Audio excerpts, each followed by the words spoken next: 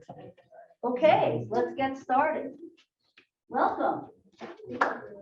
Yay! Congratulations on the success that brought you here today. I'm Phyllis. I have the privilege of serving as department chair of this department. I may know some of these faces out there, but masked, it's hard to be sure, so just in case you don't recognize me. UNM has a long history of excellence in serving New Mexico. Our faculty in your Department of Speech and Hearing Science is top-notch. We have very productive research faculty. UNM is an R1 university. And when I was sitting where you are, I had no idea what that meant. So does anybody want to hedge a guess, or what about you guys in Zoom land, wherever you are? Yeah, can you hear Dr. Palmer okay? That's a kind of the fine line of presenting to. Hello. Let's check on our Zoom friends. Anybody there? So her question was about what an R1 institution is. And if you can hear us. And can you hear us? Give us a thumbs if you can hear us. They might be thumbing and we don't see them. I can hear. Oh, thank you. All right. Anyway, an R1 university, it's a Carnegie rating that reflects the level of productivity. R1 is the highest rating you could get, which implies we are very productive in research. So as graduate students, you get to be there at the sidelines as that research is taking place. You may participate in some of it, volunteer in some of the labs, do a thesis, something to that effect. But you'll get an opportunity to work with these productive faculty. We also have an amazing, superb clinic. And we have top-notch clinical supervisors. There's one right there. And our clinic is pretty awesome because it's state-of-the-art. So, for example, you get the opportunity to work with electronic medical records, which in a lot of university clinics, that's not the standard. It is the industry standard outside of university systems. So you get a great opportunity and you'll have some very varied experiences in the clinic. So welcome to this exciting time. It's just a little housekeeping. If you're new to this building, the bathroom is go all the way down, make a left, a left, and a left, and you'll see it. Did I get it right? Yeah, but I was like, you could go another way. Like, Well, there's yeah, multiple pathways. Everyone has a multiple ways, slightly but- different way. Also in the back, we have some coffee, tea, water, some granola bars, and candy if you're so inclined at not really 8 o'clock in the morning, but our clock is in a different time zone apparently. And now what we'd like to do is introduce each other. And I will tell you a little bit about myself, and then maybe we can do the people here, and then Cindy will call out the people in Zoom land. Let me go backwards a second. So I'm just going to give you guys a little rundown so you know what kind of the rest of this time here, what we're going to be doing. We've already kind of gone through our little welcome and introductions. What I'm going to do next, again, I'm the admissions chair. So I'm just going to kind of go over timeline, some things that reminders in terms of what you have to do to accept your offer, and some resources. And then Dr. Arenas will kind of give you some ideas of the academic side and what to expect from there. And then, oh, I put Dr. Lori Nelson there. She feels it that way to me. So Lori Nelson then is going to talk a little bit about the clinic, and then you'll have some time to ask kind of the four of us any questions based upon things that we go over. And then there's possibility we might wind up with a little break just if we finish this up a little ahead of time, but around 10 o'clock, we've got a group of 5 graduate students, first years and second years with some diverse experiences who are going to come in. We'll kind of walk out of the room so that you can ask the questions that you're dying to ask when a professor's not there. So you'll have that for about half hour or so. If it goes a little longer, that's okay too. I'll just have one of the grad students let me know whenever you guys finish up. And then we'll have Lori and I and some of the grad students will kind of just tour you around the department. So with that, going over again, some of the admission stuff, the deadline to accept is April 15th, okay? You, in your letter from Carolyn Souther, who is our department administrator who handles this side of things, you should have gotten all this information. So you need to return the memo of intent, a signed essential functions form, and your $500 security deposit. If you have specific questions about those elements, then Carolyn Souther, her email is right there. She's the person to contact rather than me, because she kind of handles that end after you have been accepted. Okay. In terms of some resources for you all, there's a bunch of different things. So we have, especially for those of you who are on Zoom who won't get to do the live departmental tour, we have a brand new YouTube video that we just did a new tour, Lori and myself, talking about the clinic and walking around the department. So you can check that out. Again, if specifically those are who are on Zoom, and if you're long distance, that's a way to learn a little bit more about the building and the program. There's also UNM as a whole has a graduate studies tour, so you can learn a little bit more about the wider graduate school program, so you can watch that as well. UNM also has a variety of different welcome resources, so things for parents and families, resources just for starting a master's, some housing information. So those are some places you can check out to get some additional information. Obviously, these are also topics that when the grad students come in here, definitely ask them some of those questions as well.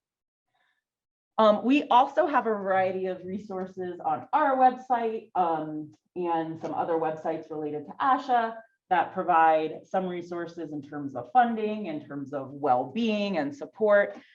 So one of the things that the students in our department, and some of you I think have been involved in this in the past, we have a graduate and undergraduate group that has formed a student equity group.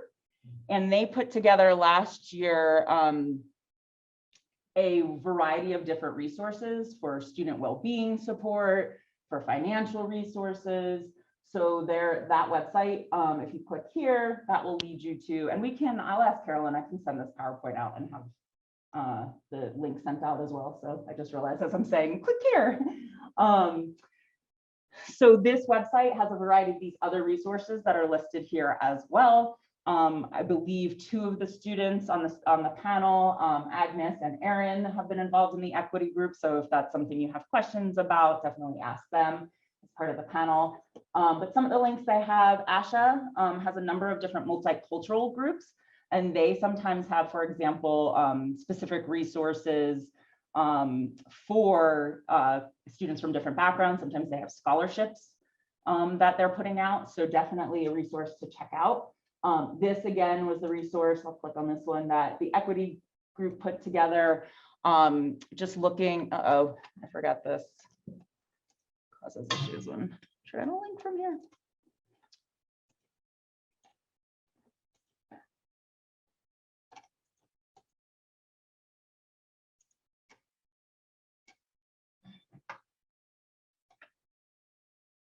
Nope, I gotta copy it.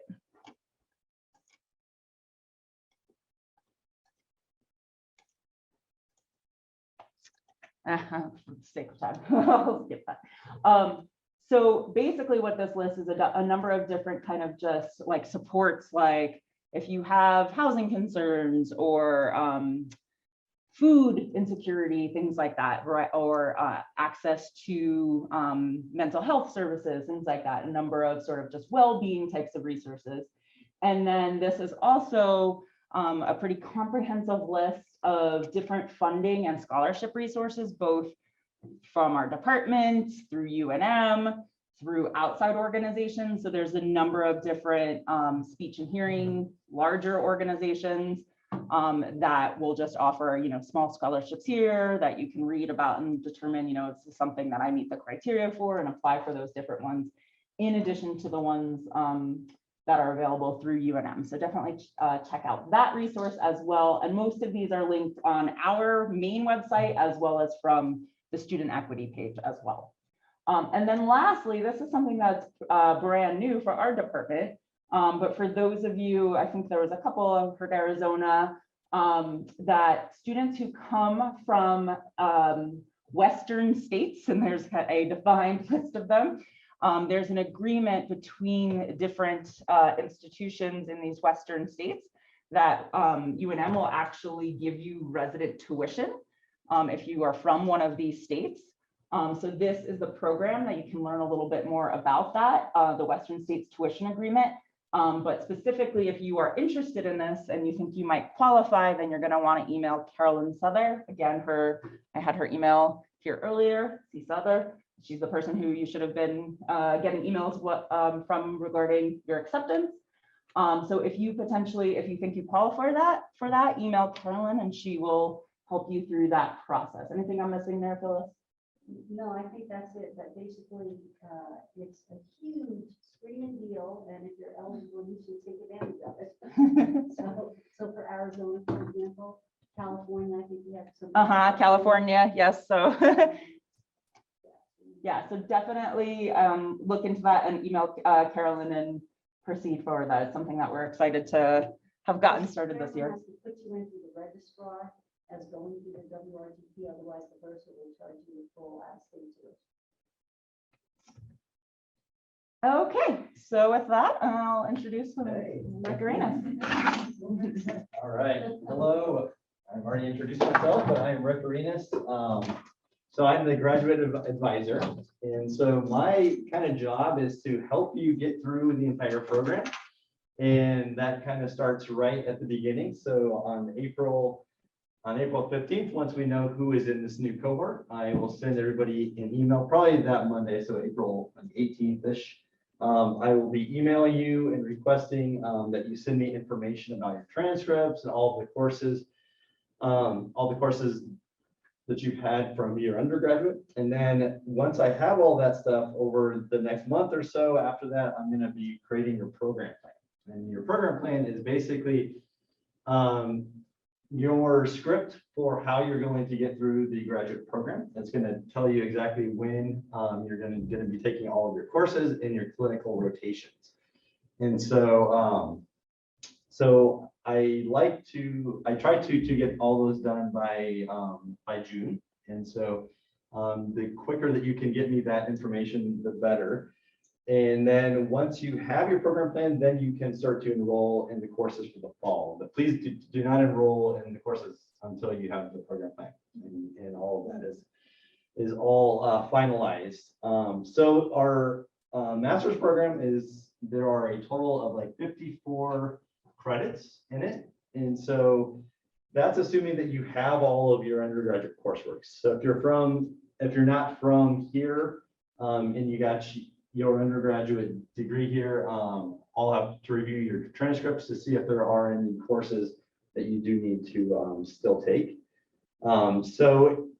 If you do have all of those things, then it's typically a 2-year program. So you'll start in the fall of 2022, and you would get done, I guess that would be the summer of 2024. And so, but if you do have to take extra courses, if you don't have all of them from your undergraduate, then it could be a little bit longer than that, but that's typically about how long the program is. And so you do take courses and you're involved in the clinic all year round. So we go spring, fall, spring, and summer. And so I'll let Lori talk more about the clinical parts of it. But total throughout the program, if you're going full time, it's between 9 to 12 credit hours per semester. It's a little bit lighter in the summer semester, but that's about what to expect in the fall and spring. And there are 2 tracks. You can either do the comps track, which is where you do the comprehensive exams the spring of your last year, or you can do a master's thesis. And so you tend to have that choice made typically by the end of the fall of your first year or the beginning of the spring, just because then that would give you time to be able to complete the thesis project. Trying to think of anything else. I think that kind of sums it up in general. Do you guys have any questions about just the like academic piece of the program plan? Like, I'll have a lot more details in the email after we know who's in the cohort, and then we'll also be doing a new student orientation, which I'll go into a lot more detail about that stuff. Sorry, I'm not sure if you said this already, so I apologize if you did. I know registration opens April 11th, and those of you who are stressing out not to All right. register for the fall. All of your, once you have a program from Dr. Raines, your seats are guaranteed. Yeah. So if So you go you in don't and have the to stress registrar it. says there's no seats, then you still don't have to worry about it. Yeah. Because we have guaranteed your seat. So don't worry about the fact that registration opens April 11th. Whatever plan Rick says you're gonna have is what you're gonna have. There's a seat for you, so. Yep. Don't worry about that. Yes. It's a small detail, but I'm just wondering what you mean by fall. Some universities it's August, some in September. Yeah, we start August. I don't remember the exact date, but it's usually the beginning of the third week of August or the second week. Yeah. Yes. I'm just wondering, do we start clinicals the first semester or the second? Some people might. We're trying to get away from that as much as we can. So in total, you have 4 clinical rotations plus your internship, which is the last semester. So that means that there is going to be 1 semester while you're here that you're not doing a clinical rotation. So we're trying to not have as many of those start in the fall of the first year, but there will be a like handful on who do. Yeah, and I think Dr. Raines will pick the plan that makes sense for you, because not everybody's ready for the plan. Right. But our first day of classes is August 22nd, August. but our new student cohort will have open house and new student orientation on August 19th. So you'll have orientation in the morning, and for those of you who are doing clinic in your first rotation, you'll have clinic orientation in the afternoon. So don't plan to be here Sunday night. Yeah, plan it out for people. Right. So for those of you who, like, if you do start in the fall, in the clinic, then you'd have 1 semester throughout the program where you're not in the clinic. But for a lot of you, that the rotation where you're not in the clinic will probably be in the fall of the first year. And any other questions?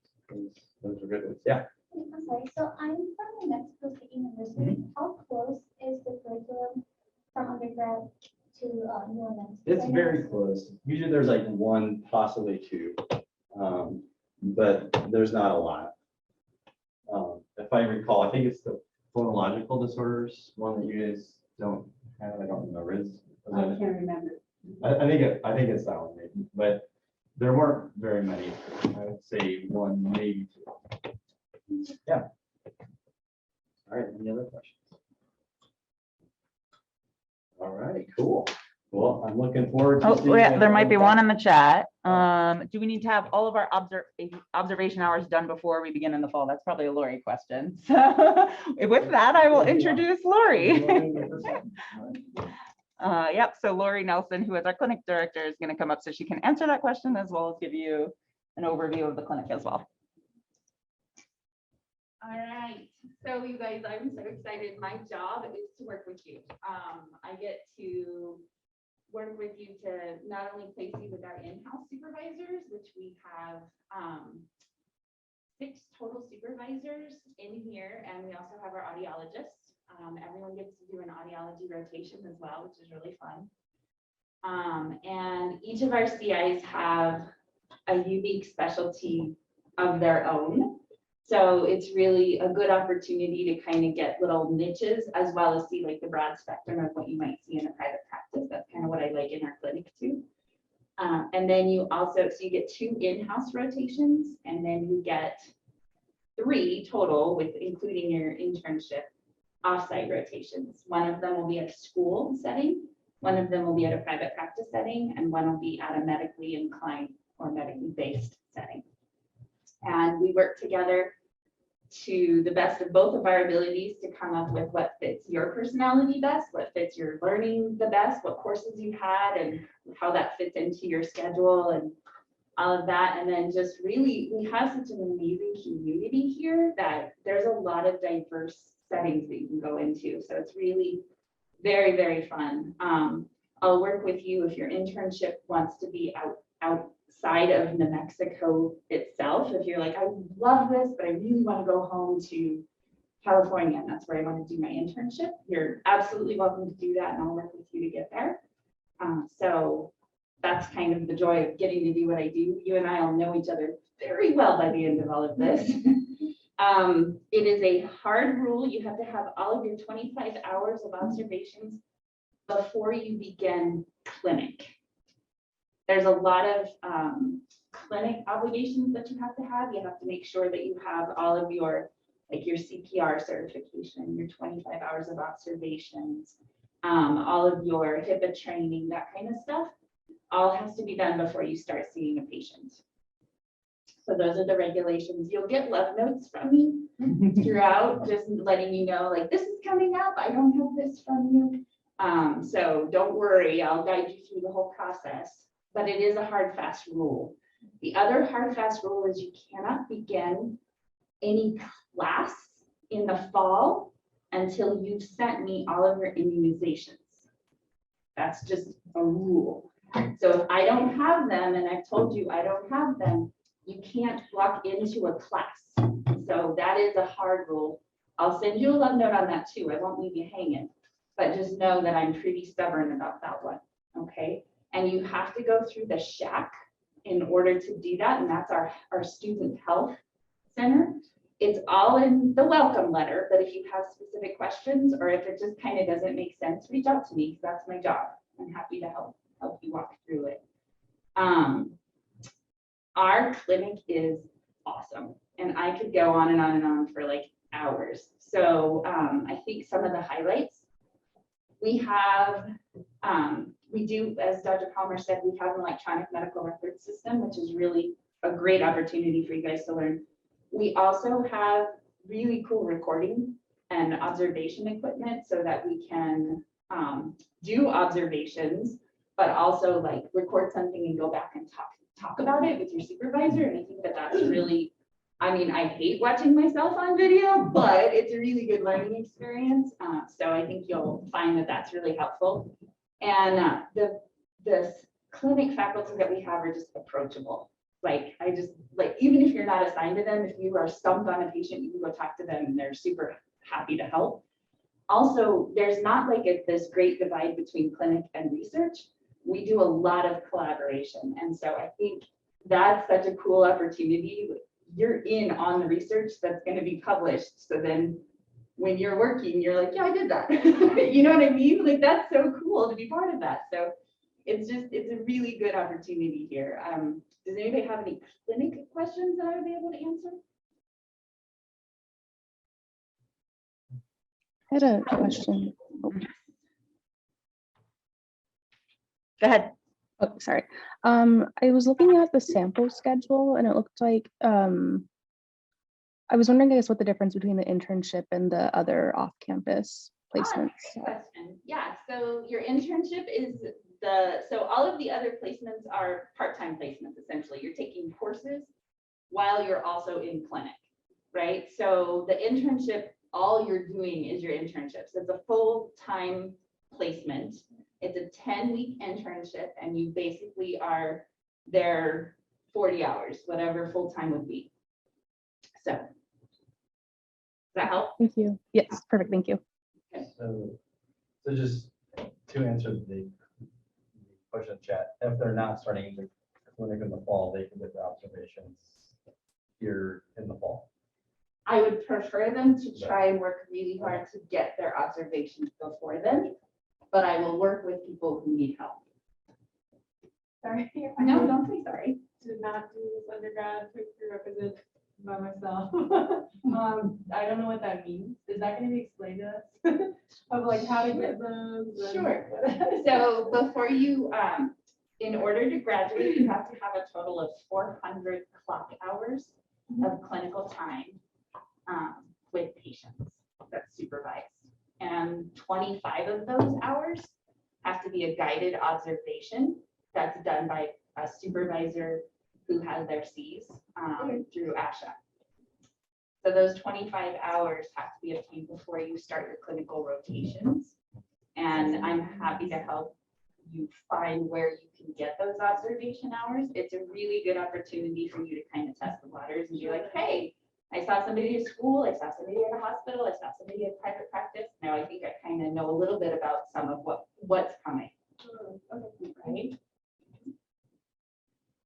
How do we, like, I guess, document these hours? I know there's like a form that. There is a form, it's on our website. If you go to our website, go to clinic and observations.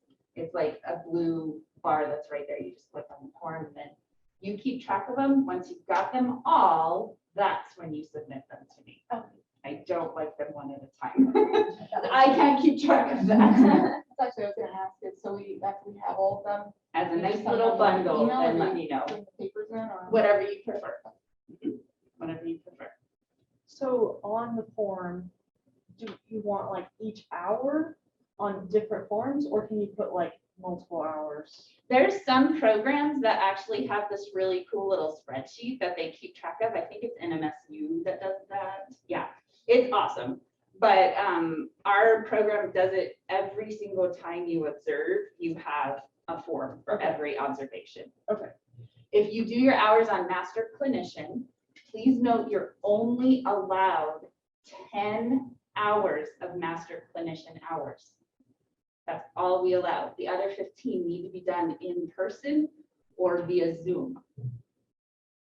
Okay, Laura, can you say what master clinician is for those? master clinician is a paid subscription service for observation hours. Happy to hook you up with that if you want. Yes. So recommended this, they were telling us that master clinician, that they were, oh yeah, they were 25 for observation hours. For master clinician, so then only 10 of them would count. Correct. Do you need 15 more? Mhm. You can get them anywhere. You can get them in Las Cruces, you can get them here, you can get them whatever you want, but yeah. But our program only accepts 10 from master clinician. The reason why is because we're total jerks. The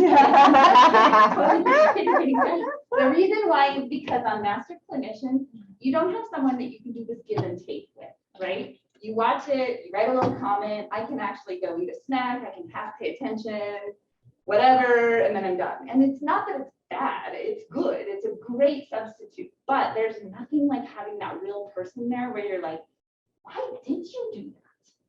Can I see your data? How many times have you watched Master Clinician and you're like, did they even take data? Right? I don't know. So at the end, when you talk to somebody, even if it's on Zoom, you can be like, how did you take your data? Can you show me your data sheet? What was hard about that? Why did you change midstream? Right? And you also get the down low on the patient, which you don't get on Master Clinician. So there's so much more that you get from being live. And it's such a vital piece of that experience. We have time for additional questions, but Dr. Neal, I noticed you walked in. Anything you specifically want to introduce yourself or? Hi, I'm Amy Neal. I'm one of the faculty in the first year, and I teach the graduate course in motor speech disorders. So we'll see you all this fall or next fall. Great. There is another question, Lori. I know you mentioned an audiology rotation. What other rotations are there? So there's 2 in-house with someone here at our clinic is what I mean by in-house. Yeah, you might need to go, I'm guessing. What's that? So there's 2 rotations that would be completed in our clinic here. So we have Andrea Martinez Fisher, we have myself, we have Renee Garcia, Maura Ellis, Mary Hartley, and Laurel Sackett.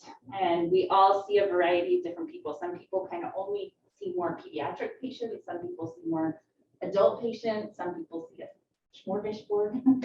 And then after you've done 2 in-house rotations, then you get to go off-site, and those kind of vary. Maybe you start in a school, maybe you start in a private practice, maybe you start at a skilled nursing facility. Any of those kinds of opportunities are out there. And amid all of those, then the audiology rotation would also be there. And what I mean by audiology rotation is you get an opportunity to work with Sarah Duncan, our audiologist, and help her. Maybe you'll be doing preschool hearing screenings. Maybe you'll do hearing screenings at a geriatric center. Maybe you'll be helping her with a hearing aid fitting. Any one of those things. She's very cognizant of what's within our scope as SLPs and what would help better your understanding of the connection between hearing and speech and language. So it's really fun. Yes. I had a question. So with other programs I've heard, for like the Alamo House placements, like some students get to like kind of like they have to go through like each one, but they kind of get to like put preference. Like, is there anything like that, or we just kind of place? Like a preference as to where you think you might want to be. Yeah, kind of like you mentioned like skilled nursing or like hospitals. Yeah, I wouldn't want to put you in a place where you're a fish out of water, right? So if you're like, I mean, to some degree, we all kind of have to do a little something that we're maybe a little uncomfortable with. But if you're like, I literally will throw up if you make me see somebody's open trach, then I probably won't put you there because that might not be your best bet, right? So maybe that would be, we would find an outpatient clinic that would be better suited for your skills, right? So, or if you come and we have a student who her passion is to go back to her community and it's an all-in-one. So she has to know like pediatric feeding all the way through geriatric and it's a hospital setting. And so we're working really hard with her to try and make sure that she has exposure to all of the sites that she needs so that when she goes back to her community, she has the skills she needs. So to a degree, I'll do the best I can.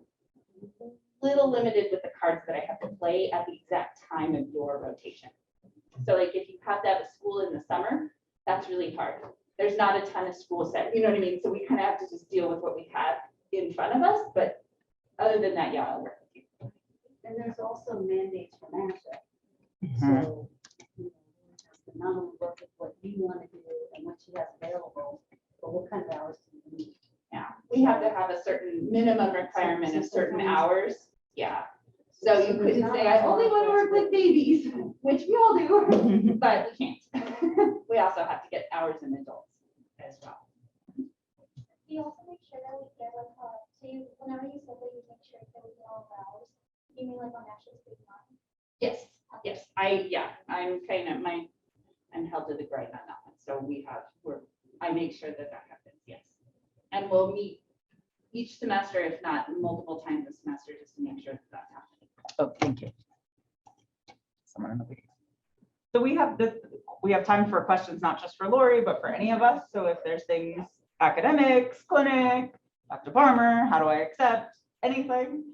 We have a little time for that now.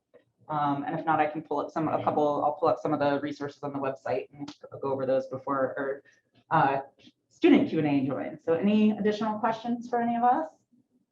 I think Dr. you answered this, but I was wondering what courses specifically you have for multicultural or bilingualism? Yeah, so we have the multicultural course, which is a like undergraduate course. And if you haven't had it yet, then you are required to take that.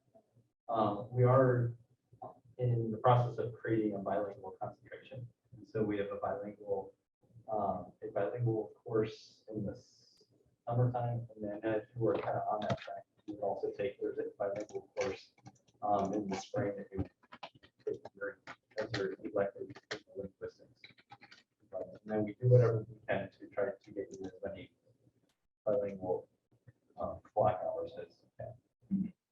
I would also agree as a faculty to introduce several topics in every class in our curriculum, and one of them is cultural competence, linguistic competence. The other is evidence-based practice, and then the World Health Organization's international classification of functioning disease. So you'll hear kind of threads of the same thing over and over again in each class, so that you get a good exposure to those topics. And in the clinic then too, like that your experiences just by being in Albuquerque, you will definitely have multicultural experiences in terms of both in-house placements, placements in the community, just the nature of Albuquerque. I'll add one other thing, and that is, the minimum requirement is that you take 3 credits of elective. But you can get more, of course. And to do the full bilingual track, it does take more electives to do all of the coursework for that. Because it's got a course on bilingual acquisition, and then there's a course on bilingualism and treatment and assessment. There questions? Again, kind of can be about anything, courses, clinic, the building. If not, let me just check and see there's online. I'll show you what the links I was trying to show you guys before. Because we have a little time before our students get in here, and that's where I think you'll have a lot of questions. It's definitely, especially those of you out of state folks, or even if you're in state, but coming to Albuquerque, there's a lot of different topics to ask the students, but I thought I'd pull up. So these were this is just the on our website. Oh, question? Oh, yeah. I'm just curious. This is that SHS building. Is this where most classes happen, or is it just? Yep. So your graduate courses primarily here.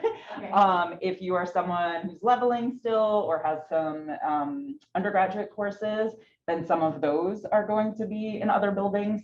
We've had some larger classes this last year that we had a larger cohort. So some of our grad classes were also not in this building just because the size of this room couldn't.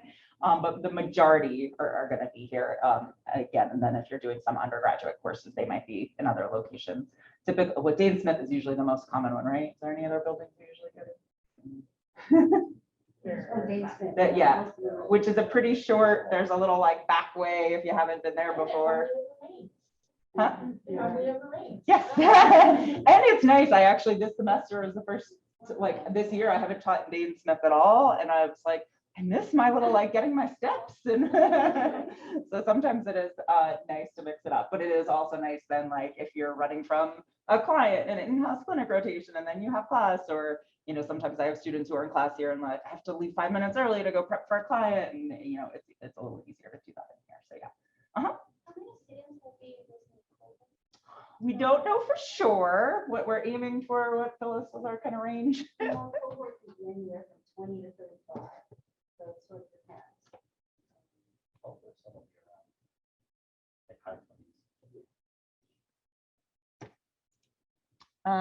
Question in the chat. Do you ever have guest speakers come in to talk more to students about different areas of the field? So yes, one just in terms of our individual classes. So for example, I teach a course in augmentative and alternative communication. I've got someone who comes works at UNMH and works with AAC in the hospital settings and with adults. I have one of our former clinical instructors who now works at an AAC company, and she comes in and does a talk about AAC and aphasia.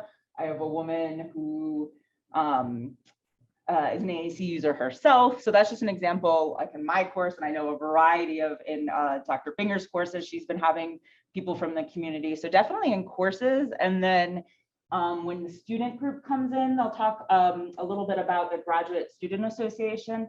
Sometimes in the past, they've been able to sponsor different talks or trainings where we've been able to bring more specific trainings in it. I think there was the one on motivational interviewing. Didn't GSA do another one a couple of years ago that you had done, Phyllis? I can't remember. There was some training that GSA helped you find a room for, but I can't remember who it was. Oh, I see. Oh, yeah. That was for myofascial release. Myofascial release. So yeah, we'll have some things that the student groups will help bring in, but as I said, there's a variety of in our classes.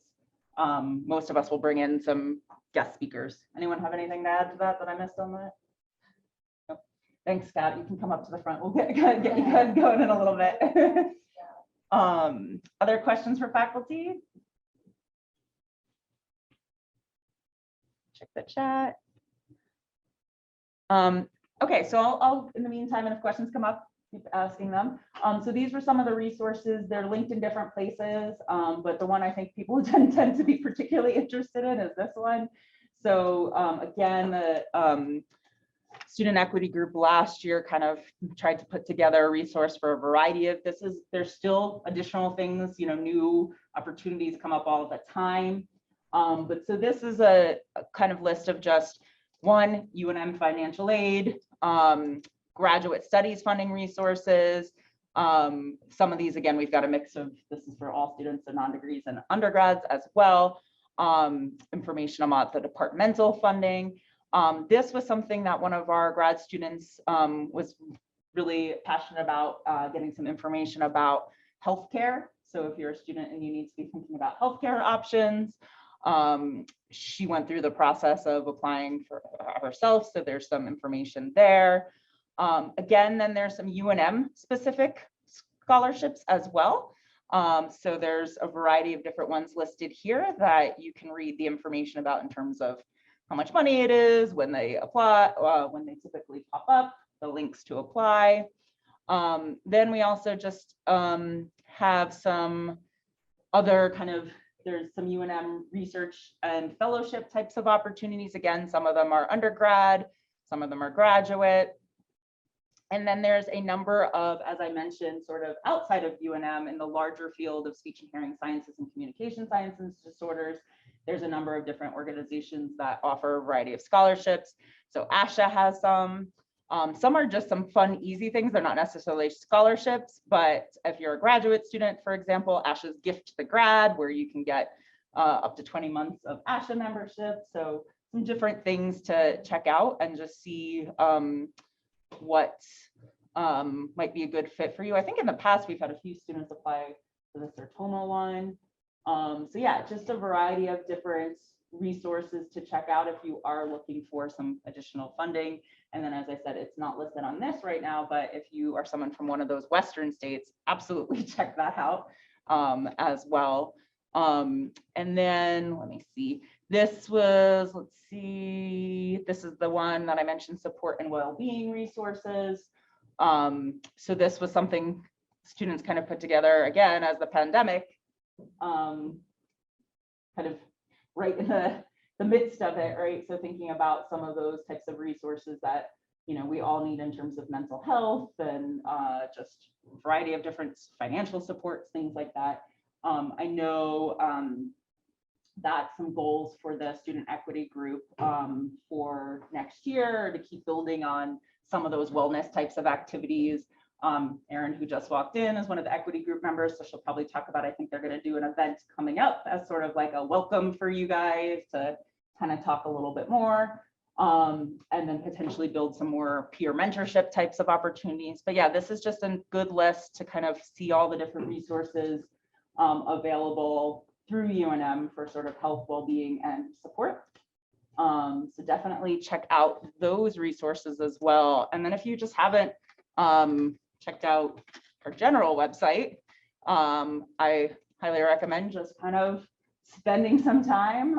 You can learn a little bit more about research that's happening. So if you think you're someone who, for example, is wanting to get involved and volunteer in some research in the fall, you can learn a little bit more about our different labs there. Typically, you might get an email about, Dr. Binger is looking for some support in her lab, but it's also sometimes if you have a particular interest and, I'm interested in swallowing, and then it doesn't hurt to email Dr. Palmer and say, what are the opportunities in your lab? So that's a really cool experience to have as well. But yeah, lots of different things to just kind of explore on the website as well.